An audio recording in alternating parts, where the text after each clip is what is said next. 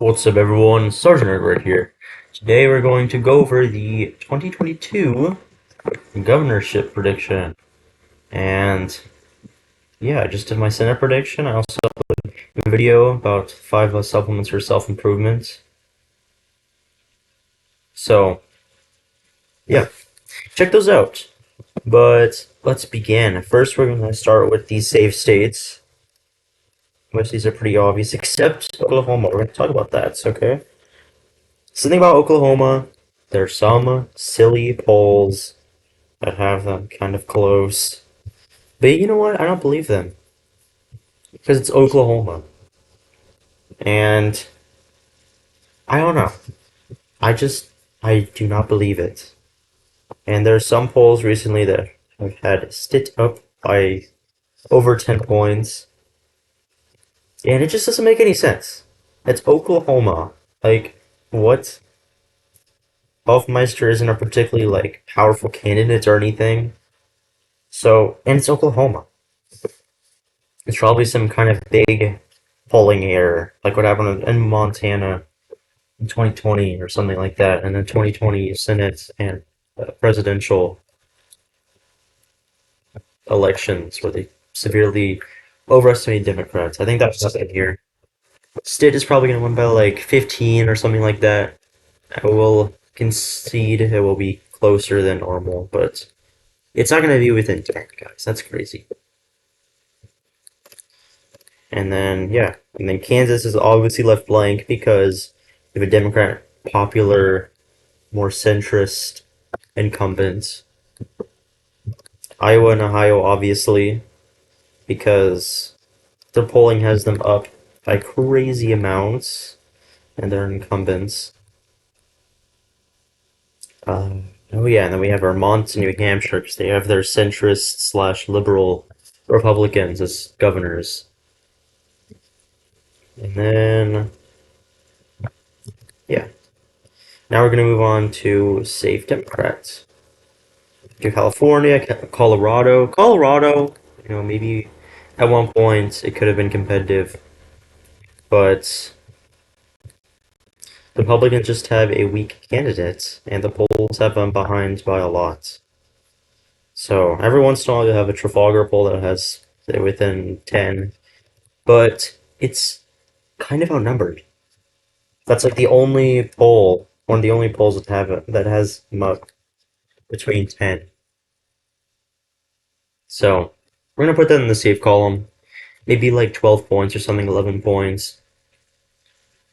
So yeah, Illinois, Hawaii. I forgot Hawaii last time in my video. And then Maryland, Massachusetts, and I'm gonna put Connecticut and Rhode Island.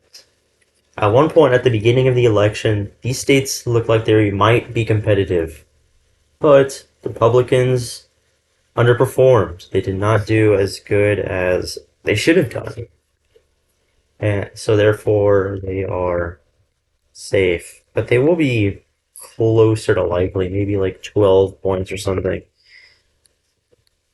And then for the Republicans, I almost forgot Texas and Florida because of the fact that Ron DeSantis is super popular in Florida and it's turning bright red as we speak. So Ron DeSantis has somehow terraformed the state to become a lot more Republican than it used to be just a few elections ago. And then Texas, the polling is not very good for Beto. It looked like it might be competitive at one point. Actually, no, it was it was never competitive. And this is coming from a state where Republicans were underestimated in 2020. So yeah, it's probably gonna be like Abbott plus 12, 15 or something like that. There's no way Beto is gonna win. So yeah, now we're gonna move on to the likely states. First, to the Republicans, Alaska. We just want to have Alaska as likely Republican, not safe, is because they have this weird ranked choice voting system. They have like an independent or something like that, as you can see. So yeah, Alaska loves their independence. I'm not sure why. And then we're going to add Wisconsin. The same reasons I said in the last video. Wisconsin is a state that is moving to the right a lot and has a massive overestimation of Democrats in the past, especially in 2020. So we're gonna put that as a likely. So it's probably gonna be like 5 points, maybe. But at the end of the day, I could see it going lean, maybe like 3 or 4 lean at the very least. And then what else? What else do we have? I think that's it. I think that's it for. Oh, and then Georgia. This year, Abrams did good in 2018, but not anymore. She completely bombed it this time around. Ryan Kim is doing very well in the polls. So yeah, now we're gonna do likely Democrats. First, we're going to do New York. Some of you might be surprised that it's not safe, but that's because Lee Zeldin is running a fantastic campaign. He's very good in the debates, and recent polls have had him somewhat even. There's even like a poll here and there that has him winning by like 1 point. I think there's more. Yeah, see, there's a couple of polls that have him actually winning, but it'll probably be like 6 points for Hochul. But if Lee Zeldin could somehow win New York, that would be absolutely ballistic. That would be that would be crazy because it's New York. So yeah. Let's see what else. What else? What else?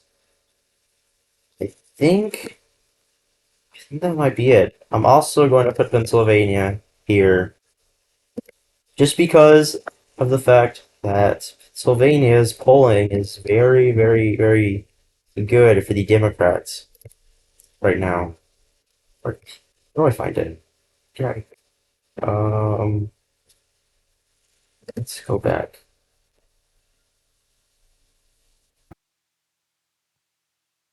I want to go to the governors, but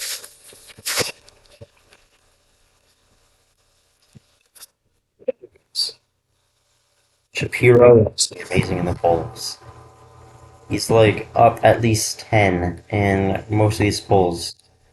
So, one reason why I'm putting it safe, I mean likely and not safe, is because Pennsylvania has a polling error problem where they overestimate Democrats.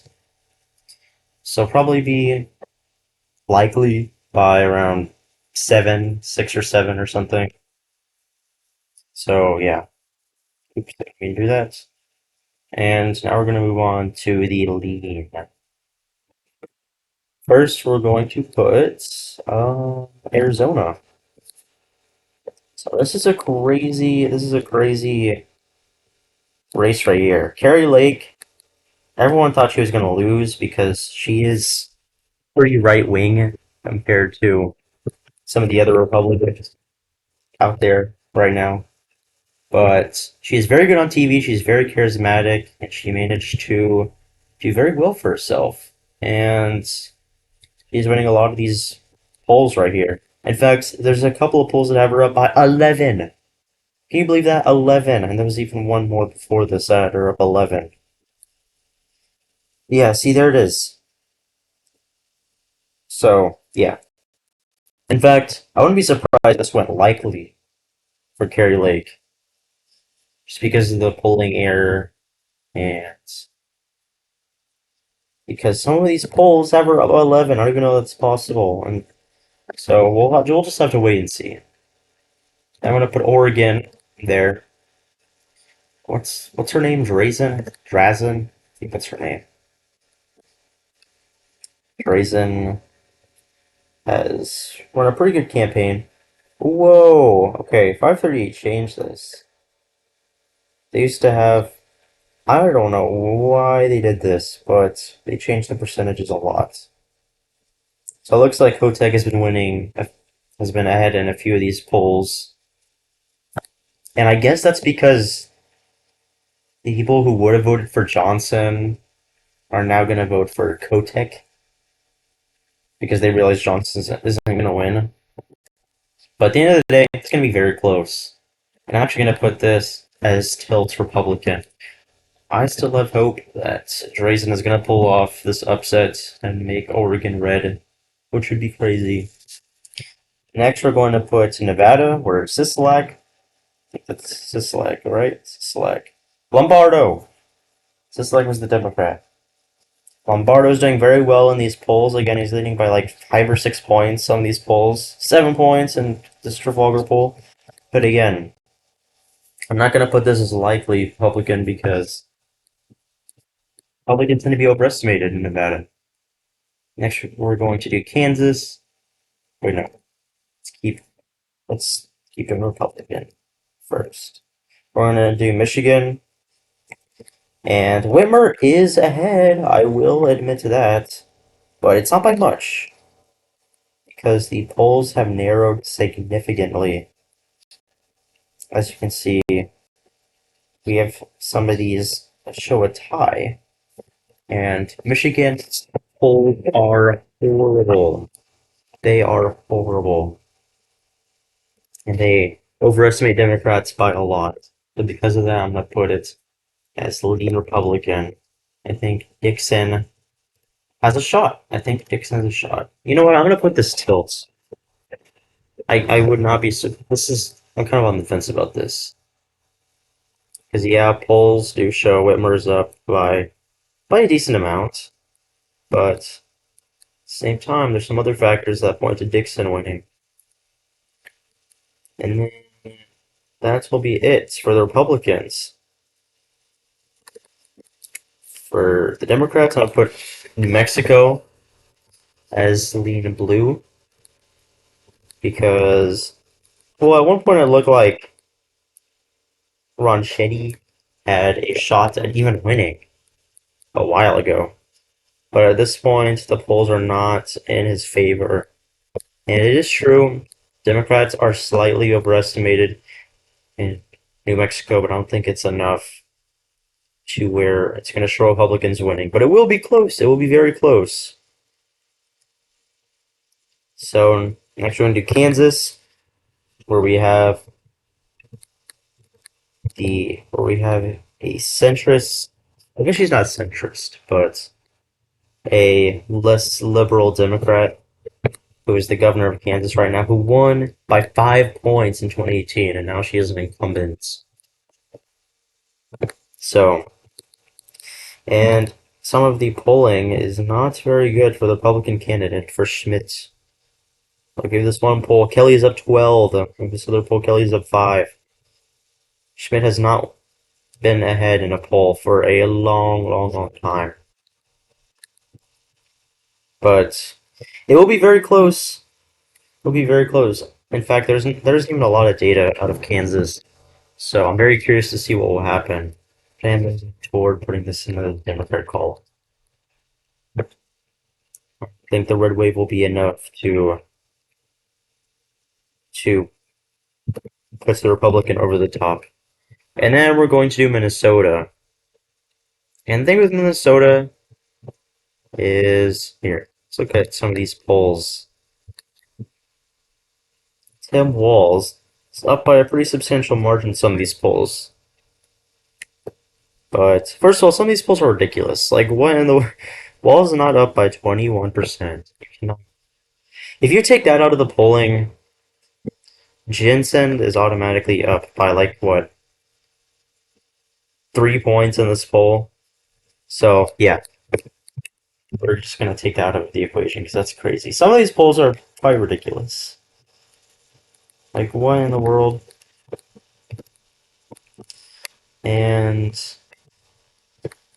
yeah, and there is a little bit of a overestimation of Democrats in Minnesota. So we're gonna put it in the Lena Democrat column. It's gonna be probably 4 points. I don't think Jensen is gonna win this one. We're gonna do Maine. So Maine, it looked like it might have been competitive earlier, but it's not anymore. The polls are showing that the Democrats candidates will win, and yeah, but it will be very close. It will be very close. And that's pretty much it, guys. Thank you everyone for watching, and make sure to go and vote. And goodbye.